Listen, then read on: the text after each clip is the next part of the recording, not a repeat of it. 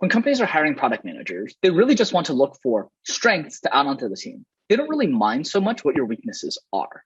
Because the thing is, a product manager who has particular key strengths, right, they're going to be able to lead the company forward along those strengths. They're not looking for someone who doesn't have weaknesses. They're looking for someone who has really strong strengths. And that's very different.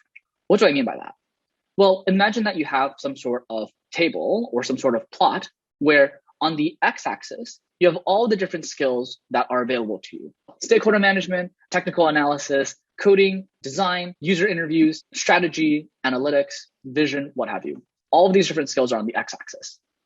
And on the y-axis, you have level of strength, where if you're really low on the y-axis, you don't have a lot of mastery. And then if you're really high on the y-axis, you have really deep mastery.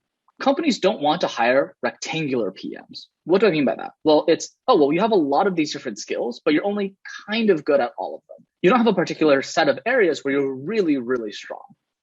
And companies don't want that. What companies want is they want something called T-shaped product managers. That is, they want product managers who have basic levels of mastery for lots of different skills, but that product manager has a really, really strong depth in one of their skills. In fact, let's talk about why they're looking for these specialists. When we think about what the hiring manager is doing, when we think about what the head of product is trying to do, they have multiple product managers. You're not just a single product manager, you are one product manager of many. And so they have a portfolio of talent. They have all these people who are joining the teams. And so what they really want is they want diversification. They want to have a lot of specialized assets in their portfolio because each one could be really strong in a particular situation.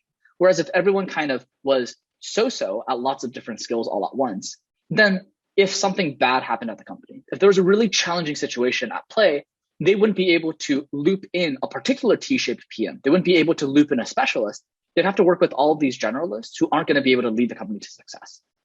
And so companies are really looking for T-shaped PMs. And because of that, T-shaped PMs are always going to have weaknesses. Anything that isn't a strength is a weakness.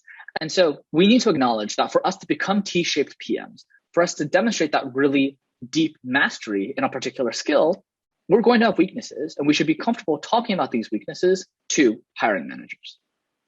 So now we know why companies are looking for T-shaped product managers. And we know that companies know that T-shaped product managers have weaknesses and that they want to ask you about these weaknesses to determine whether you're humble, driven, open to feedback, and so that they can help you grow in your career. So now let's actually go tackle how to answer the weakness question.